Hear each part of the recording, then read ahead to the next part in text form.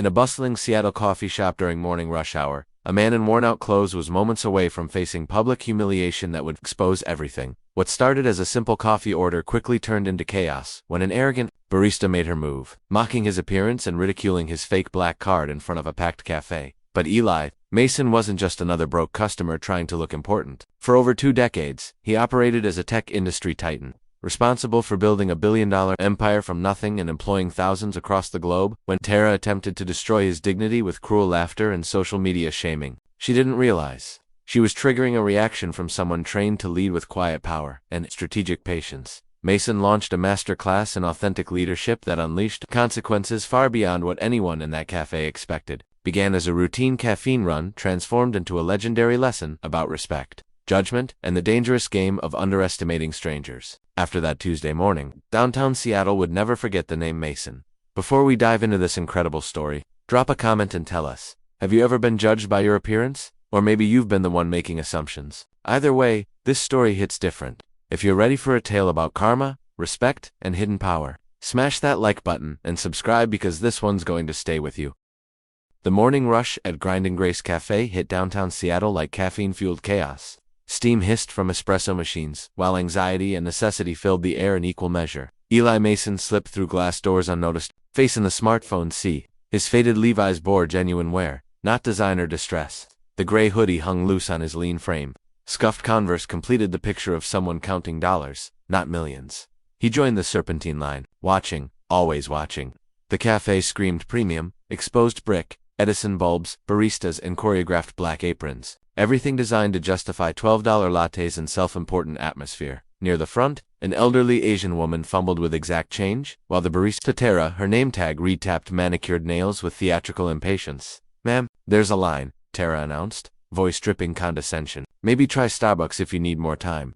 Mrs. Lau clutched her worn purse tighter. "I come here every morning, same order for 3 years. Well, maybe it's time to switch it up." Tara's smile cut like broken glass. "Caleb," she snapped fingers at a nervous young man nearby, "help this customer find what she needs, somewhere else." Caleb approached with hesitant shuffles, someone who'd learned to navigate sharp edges. "Mrs. Lau, right. Your usual chai?" His voice carried genuine warmth, despite wavering under Tara's stare. "That's fine," Mrs. Lau whispered, accepting defeat with practiced grace.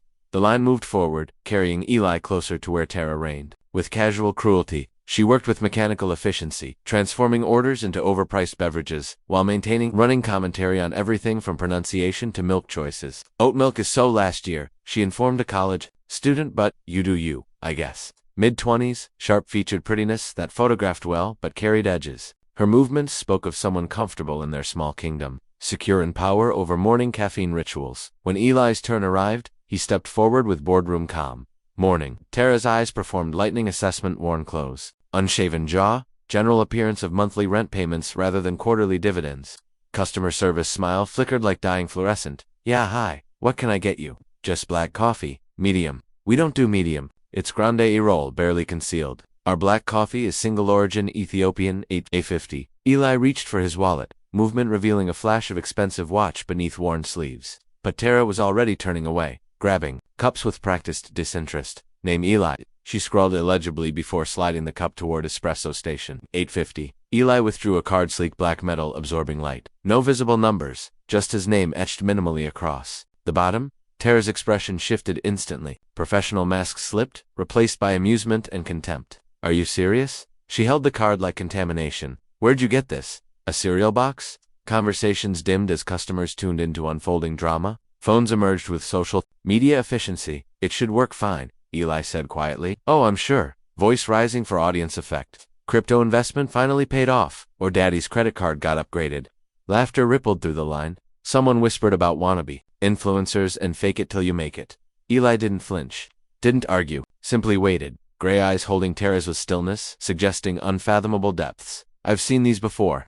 Chinese knockoffs." She waved the card overhead like evidence. "They make them to look like fancy rich people cards, but they're glorified gift cards, people. This is desperation. Dressing down for authenticity while flashing fake wealth? Actually kind of sad." Crowd laughter grew bolder. Phones tilted for angles. Someone called "busted" in cringe compilation tones. Through it all, Eli remained motionless, hands loose, breathing even. But something shifted in his eyes, not anger or embarrassment, but quiet recognition. seeing something suspected but hoped untrue. Mrs. Lau caught his eye, offering the smallest solidarity smile. Should I try running it anyway? Tara asked with mock concern. Don't want to embarrass you when it declines. Please. Tara shrugged, slotting the card theatrically. The machine paused its 2 heartbeats before soft approval chime. Her smirk faltered slightly but recovered. Guess your parents loaded money after all. She held the card out without looking up. Coffee at the end. Eli accepted the card with maintained calm. Thank you. But he didn't move far. Instead of joining pickup clusters, he positioned against the wall where he could observe continuing rush flow, where he could watch Tara treat the next customer, and the next, where he could see exactly what culture had rooted in his company's flagship. Café. Mrs. Lau approached quietly. Don't mind her. Some people only feel big by making others small. Eli's expression warmed for the first time. You're very kind. Sorry about earlier, nothing new. No bitterness, only acceptance. I keep coming because the chai is perfect, and Caleb remembers my name. Caleb glanced over from restocking, face reddening but offering nervous waves. He's trying, not easy. Managing someone like her? Eli followed, her gaze to Tara berating a trainee about steaming milk. 45 seconds for cappuccino? Corporate standards exist for a reason. We're not running charity. The irony struck deep. Corporate standards. His standards. Values he'd crafted: respect, dignity, excellence through empathy. Apparently memos hadn't reached front lines. His coffee arrived via nervous trainee Marcus, delivered with apologetic smiles and shaking hands. No apology necessary. How are you finding it? Marcus glanced toward watching Tara. It's educational. Eli sipped objectively excellent coffee, but product excellence couldn't mask cultural deficiency, couldn't compensate for poison seeping into every interaction. When leadership confused volume with authority, he remained cornered, nursing coffee that cost far more than $8.50. True price calculated in eroded values he'd thought unshakable. Tara dismissed another customer with practiced contempt. Something crystallized inside Eli, not angered too hot for what this required. Cool clarity with absolute certainty about what happened next. He finished coffee in deliberate sips, savoring focus rather than taste. Set the empty cup down, and stepped back into morning rush flow. This time, he wasn't just another customer. This time, he'd discover exactly how deep the rot spread. 6 hours earlier, Seattle slumbered beneath pewter sky, promising rain. In Meridian Towers' penthouse, 47 floors above Awakening City, Eli Mason watched first ferries cut white wakes across Elliott Bay. The apartment defied tech mogul stereotypes: no neon gaming setups or stock price monitors. Instead, understated elegance, mid-century furniture, local art, worn paperbacks over leather display pieces, home of someone who'd learned the difference between having and flaunting wealth. Eli moved through meditative morning routine. Shower, pour over coffee, same Ethiopian beans from his cafes. 20 minutes reading industry reports and current novel. Today, Ursula K. Le Guin, her words about power and responsibility feeling particularly relevant. Television murmured local news. Reaching for his phone, familiar voice caught attention. Growing concerns about working conditions at major tech companies, including Mason Technologies. Recent Seattle Workers Alliance survey found 63% of service employees report feeling undervalued by management, citing disconnect between corporate messaging and daily reality. Eli paused, coffee halfway to lips, screen filled, with protesters outside his satellite office, signs reading respect is more than a mission statement, and values start at the bottom. Survey specifically highlighted companies promoting corporate responsibility while allegedly ignoring frontline concerns. Mason Technologies, despite innovation and social consciousness reputation, ranked lowest for customer-facing employee satisfaction. Cup clinked harder than intended. We reached out for comment but received no response. Stock price remains unaffected, though analysts suggest reputational damage could impact. Eli muted television, staring at his reflection in black screen.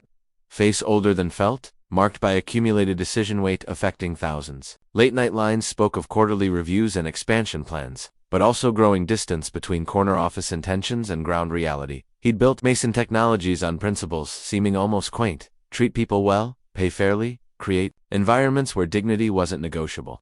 Mission statements carved into every lobby proclaimed excellence through empathy. Apparently messages hadn't reached everyone. Phone buzzed, saw the news. PR wants 9 a.m. conference call for response. Strategy. Eli typed back. Cancel it. I'll handle differently. Walking to his closet space, housing small families, but containing only essentials. 3 rows identical suits. Practical casual clothes.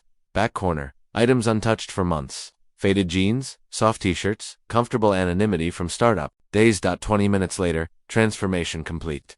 Armani gave way to worn denim and weathered hoodie. Scuffed sneakers replaced Italian leather. Baseball cap pulled low, completed disguise, though real camouflage came from expectations rather than elaborate costume. Without wealth's external trappings, he became just another face. Someone whose opinion might be dismissed, presence overlooked. Treatment revealing true character of those in perceived power. Borrow 10-year-old Honda from building maintenance, supervisor friend through shared early morning conversations. Car started reluctantly, smelling of pine freshener and honest work. Drive-through awakening business district revealed Seattle most executives never saw. Street vendors setting coffee carts for customers unable to afford cafe prices. Food trucks, positioning for lunch, rush hours away. Workers in fluorescent vests battling, city's aggressive growth, the support system keeping tech economy functioning while rarely benefiting from largesse. People cleaning offices after hours, delivering meals, fueling coding sessions, providing services, allowing digital elite to focus on industry disruption. His people, the foundation of company success. Back at grind and grace, Rush continued relentlessly. Tara moved with confident efficiency, having found her domain and defending it with sharp words and looks. Latest target, nervous businessman questioning his order. Sir, I made exactly what you ordered. Large caramel macchiato with oat milk. If you wanted something else, should have said something else. Man shifted uncomfortably, weighing wrong coffee against confrontation cost. It tastes different than usual. Different. How? Theatrical confusion. Different good or bad? Because if you're expecting Starbucks quality at our prices, adjust expectations. Caleb winced from pastry station. 26, promoted to shift supervisor 6 months ago. Recognition of reliability and genuine care. But paper authority meant little facing Tara's workplace toxicity. Maybe we could remake that, he offered, just to be sure. Tara's head snapped. Predate. Caleb, honey, I know you're learning, but management means trusting your team. I made it correctly. Customer is just having a rough morning. Businessman mumbled acceptance and retreated, abandoning barely touched drink. Tara watched with satisfied smirk. See? Problem solved. Sometimes you stand your ground. Caleb nodded uncertainly, returning to pastries with defeated posture. Hired for warmth and helping inclination qualities, serving customers well but leaving him poorly equipped for managing someone viewing kindness as weakness. Mrs. Lau observed from window table. Chai growing cold as she processed routine. 3 years watching neighborhood gathering place transform into something harder, commercial. Coffee, still excellent. Space, beautiful. But something essential lost in efficiency pursuit. She returned each morning from habit but mostly for moments. Like these opportunities, witnessing character revealed under pressure. Increasingly serving as quiet dignity voice. In spaces prizing volume over virtue. New arrivals exhausted nurse. Finishing night shift, young father, juggling phone, diaper bag, and toddler inheriting early rising tendencies. Tara surveyed with calculating gaze. Tired people rarely fought back. Distracted fathers, focused on children rather than service quality. Both offered casual dominance, demonstration opportunities, but corner man with fake credit card continued capturing attention. Finished coffee, but hadn't left. Positioning for ongoing interaction, observation, something unsettling about his stillness. Cataloging every exchange with inventory attention, probably planning social media complaints. Wannabe influencers always leveraged minor inconveniences into viral content. Well, let him try. She had job security, seniority, manager valuing efficiency over handholding. What she lacked, understanding of exactly who was watching her perform. Or why quiet observation felt less like judgment, more like documentation. As line grew and rushed, intensified. None, not Tara, Caleb. Even Mrs. Lowe anticipated how dramatically next minutes would shift power balance in carefully curated grind in Grace World. Stage set. Players position. Eli Mason continued watching, building cases transforming, understanding into action. 8:47 a.m., 7-year-old Sophie, clutching mother's hand while tiptoeing to see pastries, caught her elbow on table edge. Impact sent 16-ounce strawberry banana smoothie arcing through air in slow motion. Pink contents describing perfect parabola before splashing across polished concrete. Calf fell silent, exactly 3 heartbeats long enough for processing. Mother drawing apologetic breath, Sophie's eyes filling with embarrassment tears. Then Tara exploded. Are you kidding me? Voice cut like whip crack, making customers flinch. Do you see this mess? Any idea how long smoothie takes to clean from floor cracks? Mother tired business hired woman, hoping for breakfast before school. Drop for napkins? I'm so sorry. We'll clean up. Sophie didn't mean don't touch it. Tara snapped. Vaulting service barrier. You'll make it worse. God, exactly what I needed today. Exactly. Sophie pressed against mother's leg, tears flowing freely. Mother wrapped protective arms while reaching for napkins. Universal desperation gestured to fix mistakes and restore equilibrium. Please, let me help. We can pay for cleaning, whatever costs. You think money fixes everything. Righteous fury with audience and legitimate grievance. This is my section. I deal with this. Stay late tonight for proper sanitization. Caleb watched with growing horror. Management training covered accident grace, customer stress de-escalation, transforming problems into exceptional service opportunities. But theory and practice were different animals. Facing Tara's scorched earth customer relations, "Tara," he called tentatively but audibly, "I can grab them up. No big deal." She whirled with laser focus. "Caleb, I've got this handled. Maybe focus on your responsibilities." Dismissal stung delivered with volume, ensuring everyone understood. Hierarchy. Caleb's face reddened, but he nodded, returning to inventory with deflated authority. That's when Eli moved, no rushing or announcements. Simply stepped away from wall, approaching with unhurried calm of someone finding solutions rather than assigning blame. Reaching spill, he crouched, gathering larger cup pieces with efficient, practiced movements. "Sir, I told everyone not to touch it," Tara said, voice losing edge. Something about his presence, purposeful rather than panicked, moved her momentum. Eli looked up from crouch, speaking with approaching authority. "It's just a spill, not world's end." Sophie stopped crying enough to peek around Mother's leg at stranger helping. Mother watched with desperate gratitude from unexpected kindness and public humiliation moments. "You don't work here," Tara continued, uncertainty creeping. "This isn't your job." "You're right," Eli agreed, continuing fragment collection. "I don't work here, but helping clean child's accident. Basic human decency."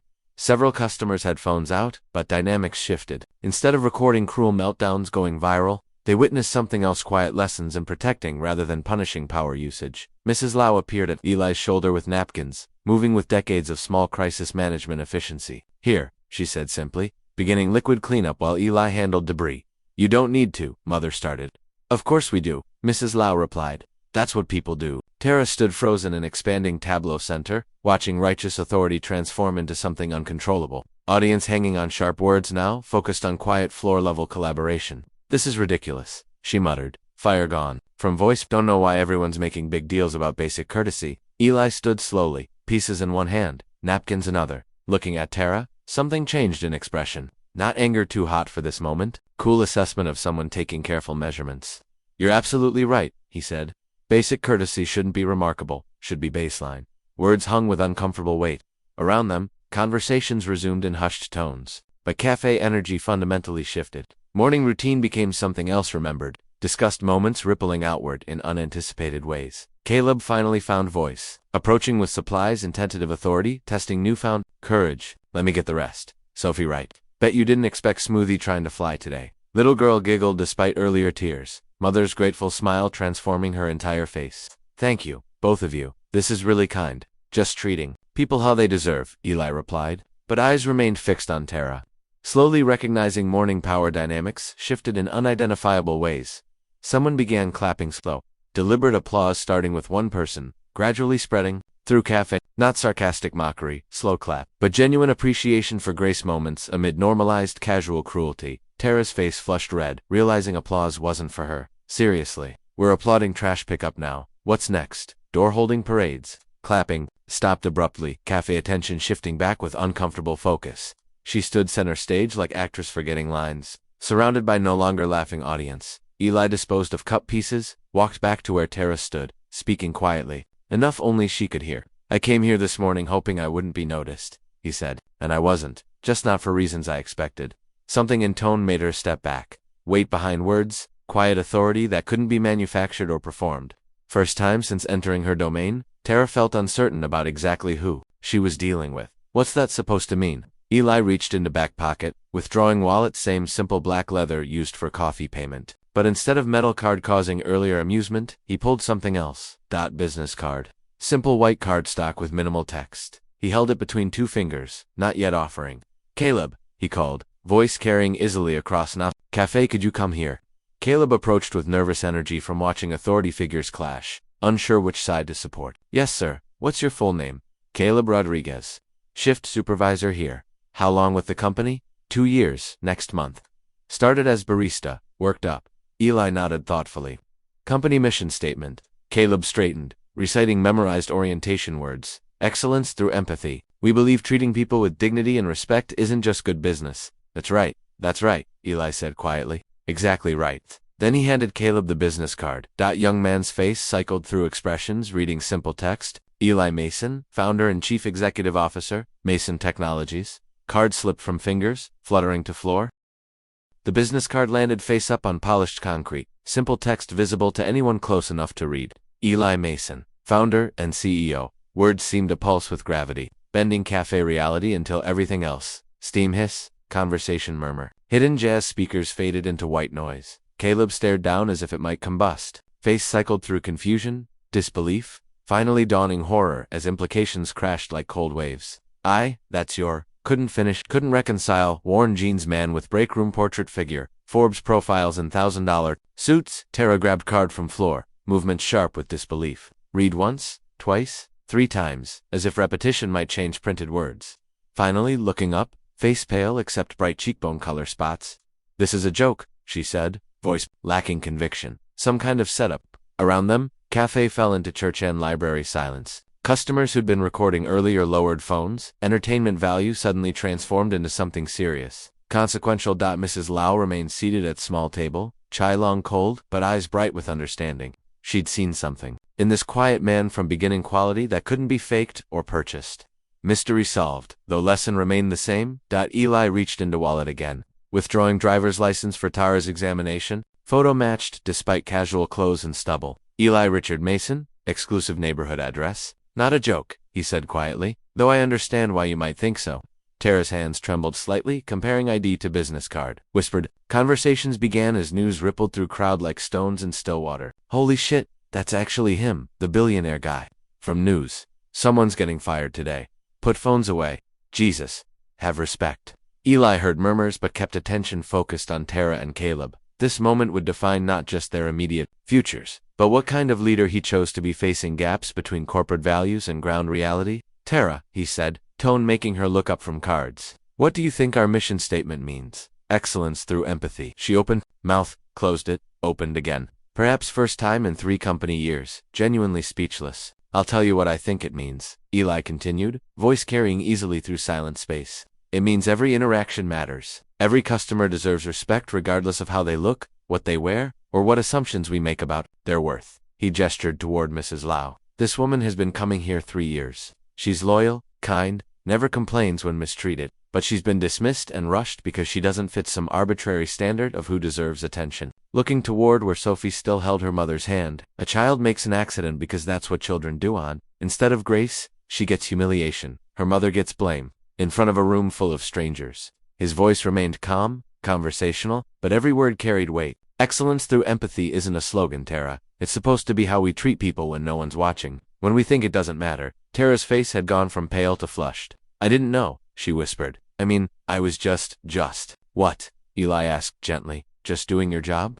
This is your job, Tara. Making people feel welcome. Making sure they want to come back. Making sure they tell their friends about how they were treated here. He turned to Caleb, who stood frozen with the cards still on the floor between them. Caleb, what did you see here this morning? I saw. Caleb's voice cracked slightly. I saw someone who needed help, and I saw you help them. I saw Mrs. Lau help them. I saw what we're supposed to be doing. And what did you learn? Caleb looked directly at Tara, then back to Eli. That authority means protecting people, not controlling them. That leadership means stepping up when something's wrong, even if it's uncomfortable. Eli nodded slowly. That's exactly right. He bent down, picked up the business card, and handed it back to Caleb. I'd like to talk to you later about your potential here, about what real leadership looks like. Then he turned to address the entire cafe, voice raising just enough to reach every corner. Everyone, I want to apologize. You came here this morning for coffee and found yourselves witnesses to something that should never happen in any business, but especially not one of mine. You've been gracious and patient, and I'm grateful.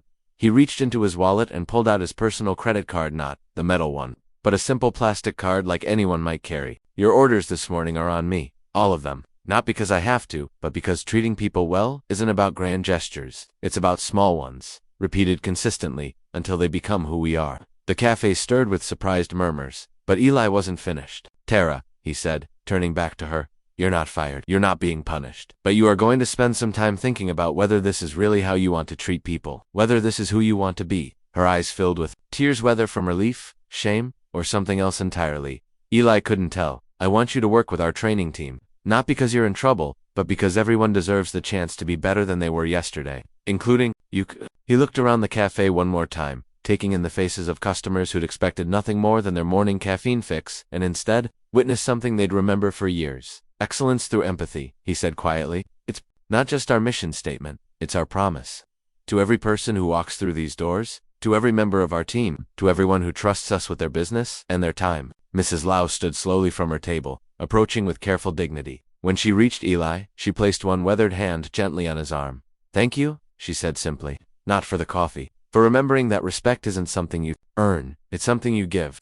Eli genuinely smiled for the first time since entering the café. "Thank you, Mrs. Lau, for showing me what grace looks like." He walked toward the door, pausing only to speak quietly to Caleb. "Tomorrow morning, same time. Let's talk about what excellence really means." Then he stepped out onto the Seattle sidewalk, leaving behind a café full of people who'd learned something important about the difference between power and authority, between demanding respect and earning it. The door chimed softly as it closed. Behind him, inside, conversations resumed gradually, but the energy had fundamentally changed. Tara stood behind the counter, staring at her hands. Caleb began cleaning up the last traces of spilled smoothie with careful attention. Mrs. Lau returned to her table.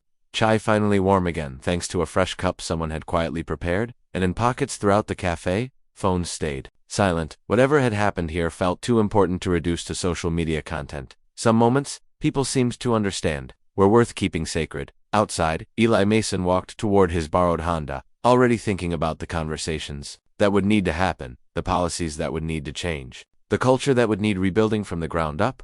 But he was also thinking about Mrs. Lau's words, about Caleb's potential, about second chances and small graces, about excellence through empathy, and what it meant to lead with quiet strength, rather than loud authority. The morning rush continued around him, but something fundamental had shifted. In one small café, on one ordinary Tuesday, the difference between having power and using it wisely had been made clear. And that, Eli thought, as he drove away, was how real change always began. One conversation at a time, one choice at a time, one moment of choosing dignity over dominance. Excellence through empathy.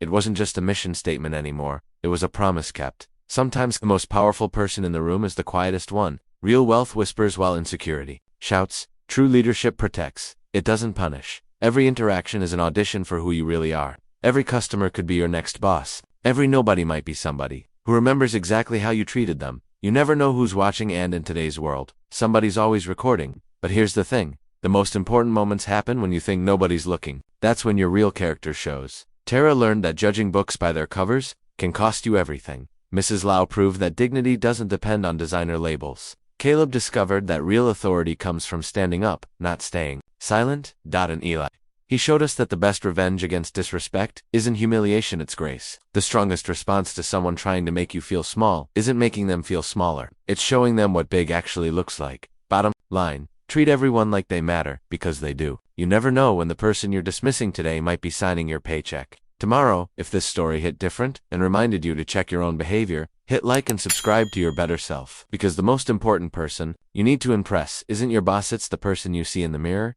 Share this if you've ever been underestimated. Comment if you've ever been the one doing the underestimating. Either way, there's always time to do better. Remember, excellence through empathy isn't just a business slogan, it's a life philosophy. Make it yours.